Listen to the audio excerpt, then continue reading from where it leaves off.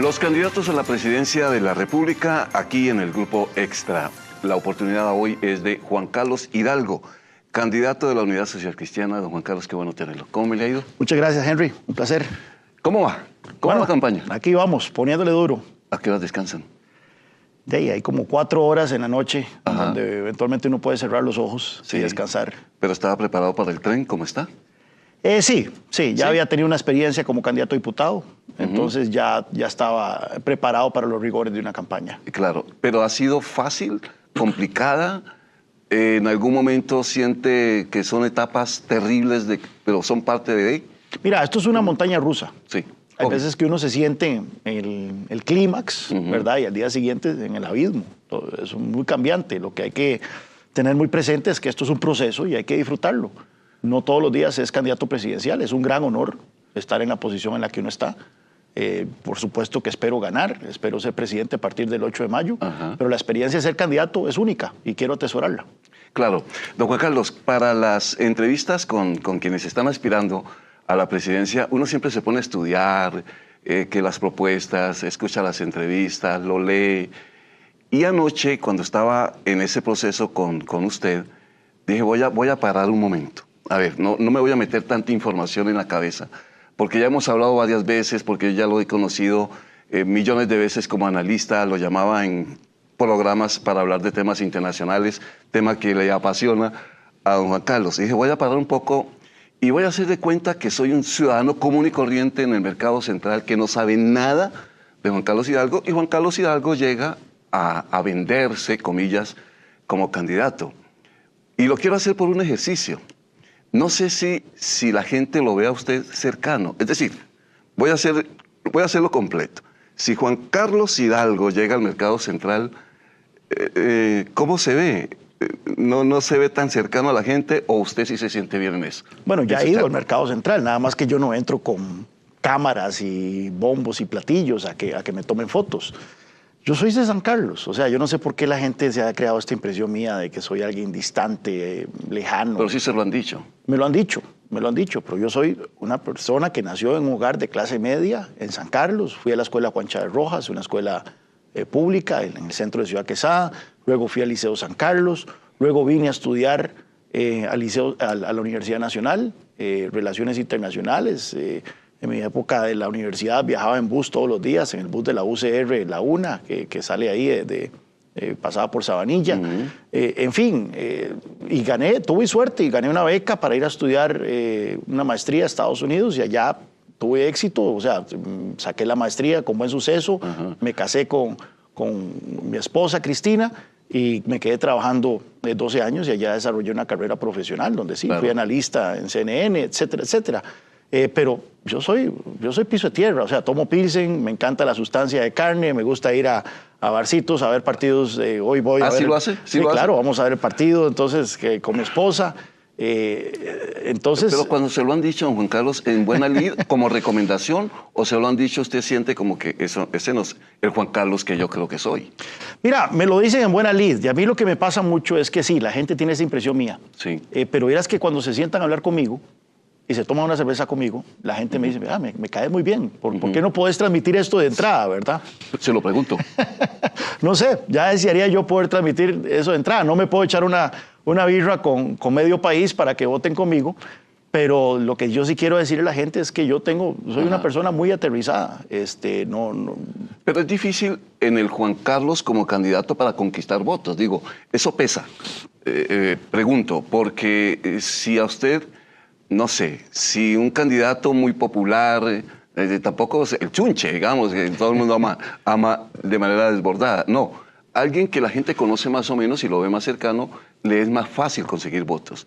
Al Juan Carlos, por la descripción que estamos teniendo, ¿se le complica más? ¿Usted siente que es como más difícil convencer a la gente? Mire, créame, yo soy otra persona. No, mira, aquí el punto es el siguiente. Obviamente la gente quiere empatizar con la persona que quieren llevar a la presidencia de la República. Quieren una cercanía y eso es totalmente natural. Pero no debe ser lo único. O sea, en juego están muchas cosas. Y lo que la gente debe aspirar es a tener un presidente que se tome muy en serio la responsabilidad de gobernar este país, que tenga las soluciones claras a los problemas que nos vienen aquejando desde hace muchos años, que tenga un equipo que lo rodee, que sea un equipo profesional, un equipo de gente comprometida, un equipo con altas calidades profesionales y éticas, y que tenga esa visión país que nos saque del atolladero en donde nos encontramos. Entonces sí, sería genial que además de encima todo eso sea una persona súper simpática y que te caiga bien de entrada, ¿verdad? Pero yo creo que la gente tiene que ver todo como un paquete y no enfocarse únicamente en una cosa. Pero entonces ese ejercicio, ¿cómo lo hace, Juan Carlos? Me llama la atención. Porque todo no se lo puede decir a la gente, voy a trabajar con seguridad. Lo primero que le dice a la gente cuando recién hace contacto con un posible votante es que, vea, vote por mí porque, no sé, mi primera propuesta es, de lo que vamos a hablar ahora, seguridad, por ejemplo. Hay una frase inicial. ¿Hay un rompehielos inicial? Bueno, usualmente yo llego y les explico quién soy yo, de dónde vengo y por qué estoy en la posición en que me encuentro, por qué me metí en política, por qué yo dejé un trabajo en Estados Unidos donde estaba relativamente cómodo para venir a Costa Rica a meterme en política, a proponer las cosas que estoy proponiendo y ahí ya paso entonces a explicar exactamente qué es lo que estoy proponiendo. O sea, lo que quiero es que la gente entienda de que este país necesita soluciones, eso es. O sea, esto no es un concurso de popularidad.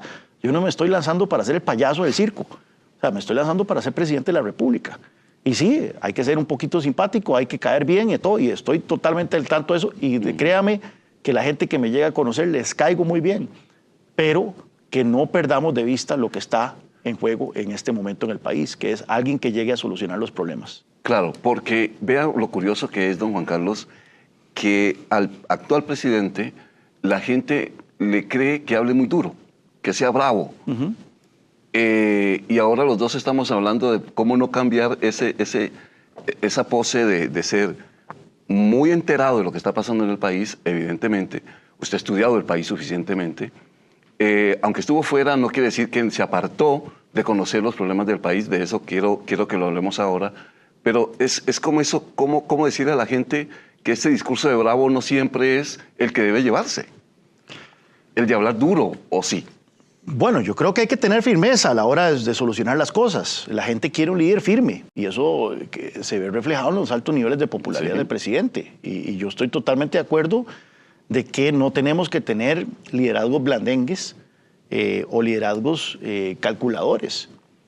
Lo que sí se necesita, eso sí, es ese sentido de propósito de que una vez que usted identifica un problema y tiene la solución, buscar todos los mecanismos para llegar a esa solución y no simplemente quedarse a medio camino, buscar excusas, buscar chivos expiatorios y tratar más bien de incendiar el país, polarizar el país sin arreglar los problemas que al final de cuentas es lo que la gente quiere. Sí, es decir que a usted el tono fuerte, un mandato duro, le gusta. Yo creo que si usted fuera presidente tendría más o menos hay que ejercer liderazgo y la gente tiene que tener muy claro hacia dónde uno quiere ir, eso sí, pero no hay que confundir gordura con hinchazón, ¿verdad? Una cosa es liderazgo y otra cosa es matonismo. Una cosa es firmeza y otra cosa es gamberrismo. Y eso ahí, en esa diferenciación, es donde yace el destino de nuestro país.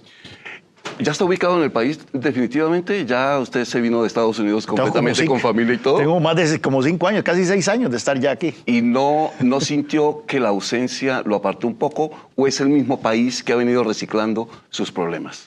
Mira, no, o sea, de nuevo, Henry, ya yo tengo 6 años de haber regresado al país, lo he recorrido de tajo a rajo, o sea, ya he visitado en esta campaña, solo en esta campaña, he visitado 80 de los 84 cantones de Costa Rica. Entonces, encima de lo que ya yo traía de afuera, que era esa perspectiva internacional, ver el país desde afuera, que es muy importante porque Costa Rica no vive aislada del mundo y muchos de nuestros problemas están interconectados con cosas que pasan afuera, como el tema del crimen organizado y la seguridad. He tenido ahora la bendición de poder tener esa perspectiva de reconocer a mi país, de recorrerlo, de punta a punta y de complementar todo ese conocimiento que yo traía de afuera con la experiencia de haber caminado, de haber conversado, de haber visitado muchas comunidades y de entonces tener una propuesta que está sentada en esos 2 grandes pilares que ha sido mi carrera profesional y política. ¿Qué le duele de ese país que recorre? ¿Qué le golpea cuando llega a alguna comunidad y dice, este no es el país que yo pensaba que era? Mira, es la enorme frustración de ver un país que la tiene picando frente al marco, pero picándola, ¿verdad? Y que más bien, en lugar de estar metiendo el gol, cometemos un penal en la otra área, ¿verdad? Un país que tiene todas las condiciones para dar un salto sustancial hacia mejores niveles de vida para todos los costarricenses, y esto lo digo con nuevamente la perspectiva internacional de haber comparado Costa Rica con muchos otros países, y sé lo que estoy hablando, pero más bien en lugar de estar avanzando en esa dirección, vemos cómo en áreas que históricamente han sido, en las cuales hemos destacado, como es la seguridad, como es la educación, como es la salud, estamos retrocediendo a pasos agigantados, ¿verdad? Ahora somos el segundo país más violento de Centroamérica. En la educación, hoy en día un joven de 15 años tiene un nivel de comprensión de lectura propio niño de tercer grado. En salud, 8 personas al día están muriendo en listas de espera. Y bueno, y estas grandes brechas que se están abriendo. Vea, yo fui a la escuela Juan Chávez Rojas en Ciudad Quesada, yo no me canso de decirlo. Y la escuela Juan Chávez Rojas era más que una escuela, era un centro de convergencia social. Ahí iban desde los hijos de los finqueros más encopetados de San Carlos hasta los muchachos de los barrios más problemáticos del centro de Ciudad Quesada, como el barrio La Cruz. Y todos íbamos a la misma escuela, todos recibíamos la misma educación y todos salíamos amigos y era un punto de encuentro social. Eso se está perdiendo en Costa Rica. Hoy es un país cada vez más con brechas más grandes, sociales, económicas, regionales y por supuesto un país más polarizado, ¿verdad? Eso es lo que a mí me duele muchísimo, ver que tenemos todo para salir adelante y más bien vamos para atrás. Uno de los temas que usted ha dicho, don Juan Carlos, que le preocupa, de hecho, le he leído mucho sobre a ver que Europa nos ayude, que esto no es un problema nuestro netamente costarricense, sino porque ya son multinacionales del crimen las que nos están atacando. La visión de que nos vean de afuera para apoyarnos, ¿cómo es? ¿Es pedirles que vengan a hacer qué? Bueno, no es poca cosa. Fui invitado al Parlamento Europeo por el Partido Popular Europeo, que es la principal fuerza política del Parlamento Europeo, del cual Partido Unidad Social Cristiana es hermano de estos partidos de centro derecha, partidos demócratas cristianos. Y ahí fui a exponer mi propuesta de seguridad, especialmente la propuesta que yo he venido explicando en muchos medios por meses, que es tener a una policía europea, a una policía de la Unión Europea, Europol, destacada en Puerto Moín, y que sean los europeos quienes realicen los controles para que nuestras exportaciones no vayan contaminadas con cocaína a Europa. ¿Por qué esto es tan importante? Porque ese es el gran atractivo que Costa Rica tiene para el crimen organizado. O sea, toda esa cocaína que está entrando al país, 500 toneladas, según Estados Unidos, que están entrando al año al país, no es que se quedan aquí para consumo interno. No. Algunas cositas se quedan para consumo interno. Están pagando con droga, de hecho. Porque pagan con droga. La enorme mayoría de esa cocaína se va a Europa. ¿Por qué? Porque somos un país que es muy exitoso exportando. Exportamos café, banano, piña, y entonces contaminar nuestras exportaciones con cocaína ha resultado como un juego de niños para los carteles. ¿Y por qué Europa? Porque el consumo de cocaína se disparó en Europa. No tanto en Estados Unidos, más bien viene a la baja en Estados Unidos. Sino ahora Europa es el gran mercado de consumo de cocaína. Entonces, ¿qué es lo que nosotros hemos planteado? Basado en una premisa, que es una premisa muy dolorosa pero real, hay que ser realistas. El Estado costarricense no está en capacidad de controlar la seguridad de Puerto Moín. Por más escáneres que se pongan, por más todo, no tenemos la capacidad para controlar Puerto Moín. La capacidad de corrupción que tiene el crimen organizado supera el poder del Estado costarricense. Y es por eso que necesitamos entonces ayuda extranjera, cooperación internacional. Bueno, yo fui a Bruselas, expuse esta propuesta y al día siguiente el Partido Popular Europeo en su asamblea política adoptó una resolución en donde plantea la necesidad de un plan piloto de seguridad con Puerto Moín para que Europol esté destacada ahí. O sea, ya contamos con el apoyo de la principal fuerza política en Europa para esta propuesta que yo estoy planteando. ¿Gane usted o no gane? ¿O la propuesta depende de que usted gane? No, la propuesta no menciona el nombre de Juan Carlos Hidalgo, simplemente dice, reconocemos la necesidad de un plan piloto para Puerto Moín en Costa Rica, puesto que Costa Rica se ha convertido en uno de los principales puntos de exportación de cocaína a Europa. Ahora, por supuesto, en caso de yo ganar, la bola está frente al marco, ¿verdad? Nada más hay que hacer el toquecito ahí, ¿verdad? y podemos avanzar a pasos agigantados en esa propuesta, teniendo en cuenta que nuestros socios europeos son los que controlan en este momento las instituciones de ese continente. Ahí, no sé si sea la imagen, es cederle el puerto a una policía internacional. Es que una policía europea esté presente en Puerto Moín y que sean ellos los que controlen que las exportaciones que van a su continente pasen por los controles de seguridad de esta policía. Claro, don Juan Carlos, el tema de seguridad es ese macro de policía en el sitio, porque hemos leído mucho y obviamente las críticas siempre van a estar en que mientras haya un muchachito en Atillo o en la León 13 dispuesto a matar a alguien por 500 pesos, ahí hay un foco de inseguridad brutal. ¿O todo esto nos podría ayudar? ¿No es de enfocarse en algo tan grande cuando lo micro nos está matando? Es que tenemos que ver lo macro primero. O sea, y no estamos planteando otras cosas. O sea, no es que no estamos planteando otras cosas para esos otros problemas, los estamos planteando. Pero el meollo del asunto es la violencia que azota a Costa Rica, los niveles de violencia que son históricos, no es como los chapulines que atormentaban los bajos de Monumental hace 30 años ya, y eso se solucionaba con más policías, punto. Aquí es la infiltración del crimen organizado transnacional, no podemos dejar de ver esa foto. Estas bandas locales que andan asesinando, que andan con gatilleros, etcétera, son simples, el sicariato y demás, son simples intermediarios de este gran juego global de las bandas transnacionales que meten cocaína al país esperando llevarla a Europa. Y para eso ellos tercerizan sus operaciones en el país, ¿verdad? Son bandas locales las que están encargadas de recibir la droga en las costas de Costa Rica y trasladarla eventualmente a Puerto Moín. Y en el proceso se les paga con droga y entonces ellos necesitan crear un mercado local de consumo y es ahí en donde sí, entonces se forman focos de consumo en los barrios urbanos marginales, en las costas, etcétera, que es lo que nosotros vemos de los niveles de violencia. Entonces, si nosotros le complicamos la vida lo suficiente al crimen organizado con una policía europea de Moín, el atractivo de Costa Rica para estas organizaciones va a caer. Y entonces van a decir, bueno, ya se nos complicó Costa Rica, ¿ahora qué hacemos? Bueno, vamos a tener que mandar la droga por otra parte. Y se irán a otro país. Así es como funciona esto. Entonces, la cantidad de cocaína que entra a Costa Rica va a caer, no va a desaparecer, pero va a caer significativamente. Y ya entonces la magnitud del problema que nosotros tenemos en el país va a ser menor y lo podemos afrontar con recursos propios, que es lo que estamos planteando.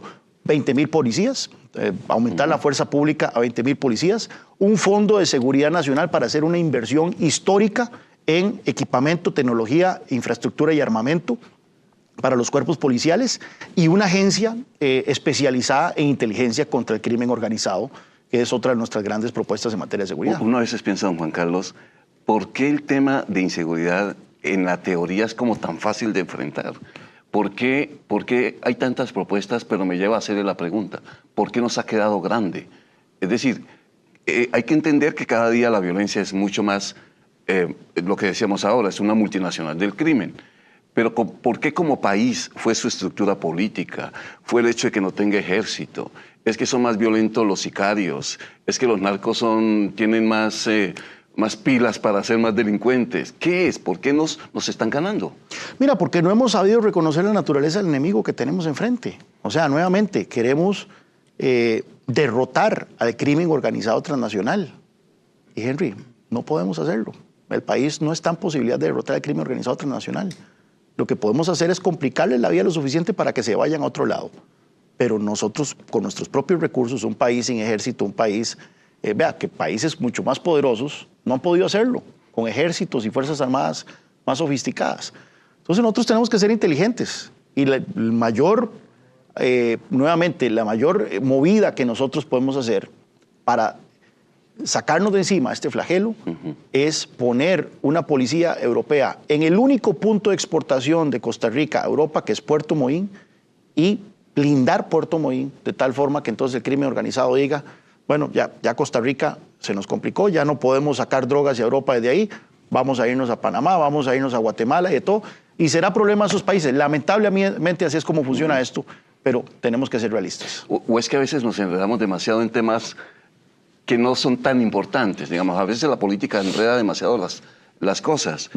Ayer estaba viendo, por ejemplo, que claro, si usted ataca o acata o ve la Contraloría, que es un tema que usted ha abordado muchísimo, el país comienza en un debate intensísimo y escucha al presidente o escucha a la Contralora y nos centramos todos en un gran debate de quién está de acuerdo o quién no está de acuerdo con la institución.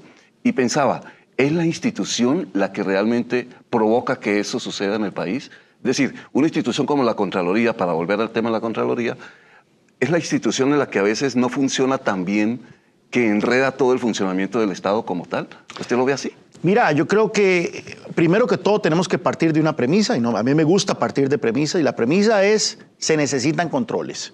Estamos de acuerdo con eso. Yo creo que todo el mundo está de acuerdo con eso. Si no hay controles, hay chorizo, ¿verdad? Y no se le puede confiar a nadie cheques en blanco. Ahora bien, la pregunta es, ¿qué tipo de controles queremos? Y entonces hay toda una discusión que ha tenido años en el país y nosotros estamos retomando nuestro plan de gobierno y eso es la propuesta que nosotros queremos hacer de la reforma a la Contraloría, porque sí reconocemos que hay que reformar a la Contraloría, que es pasar de controles, de un régimen de controles previos a un régimen de controles posteriores. Y esto es el meollo del asunto, porque el problema es que la Contraloría actualmente se rige por un régimen de controles previos y básicamente se ha convertido en un cogobierno. Se mete a cogobernar, a coadministrar, no solo a nivel de gobierno central, sino particularmente a nivel de municipalidades. Bueno, es la queja de este gobierno. Pues bueno, sí, y usted habla con alcaldes de cualquier partido político y los alcaldes dicen, mira, no podemos hacer nada porque la Contraloría no nos deja, pero ni mover un pie sin pedir permiso.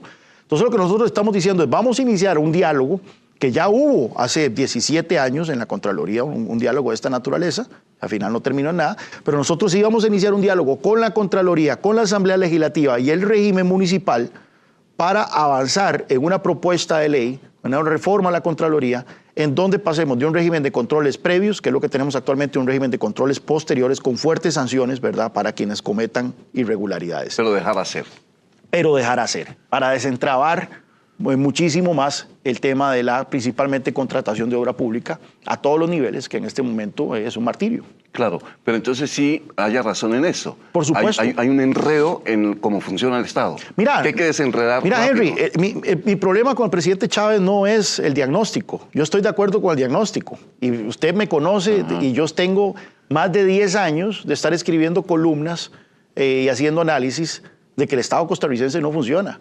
De que hay que reformarlo. O sea, a mí no me va a tener que convencer sobre eso.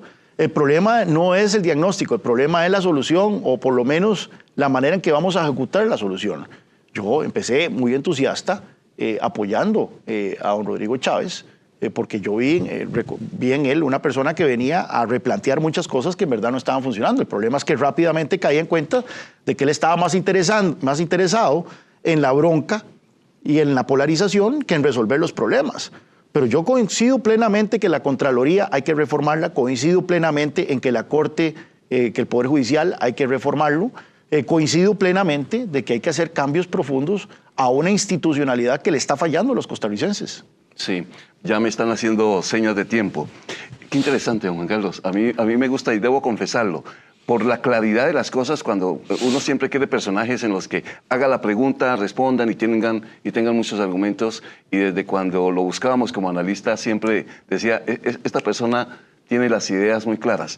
Ahora, lo que queda es exponerle eso a la gente y que la gente lo respalde. Las encuestas no lo están tratando bien, eso sí hay que decirlo también. Mira, lo que las encuestas dicen es que la gran mayoría de la gente va a posponer su decisión hasta las últimas semanas de enero. Entonces la bola está en el aire. Si las encuestas fueran el árbitro final de las elecciones, a estas alturas de la campaña, a mediados de diciembre, tendríamos un expresidente que se llama Johnny Araya, tendríamos un expresidente que se llama Juan Diego Castro y hoy seríamos gobernados por José María Figueres, porque todos ellos encabezaban las encuestas a estas alturas hace 4, 8 y 12 años respectivamente. O sea, está muy optimista. Falta mucha agua por recorrer, faltan los debates, falta todo un mes de campaña y ahí es donde esta elección se va a definir. Ok. ¿Cómo están las gatas? Muy bien, ahí están. Las tenemos bien chineadas. Maggie, Mel y Mona. Te pregunto por las gatas porque es una pasión, ¿verdad? No, son mis hijas. Terminan siendo son como familia. nuestras hijas, por supuesto. Sí, pero no es descuido por la campaña. No, ¿O no, hay no. tiempo para? Hay tiempo, la noche siempre hay tiempo para las gatas. Don Juan Carlos, gracias. Que me lo vaya muy bien. Juan Carlos Hidalgo, candidato de la Unidad Social Cristiana aquí en Grupo Extra.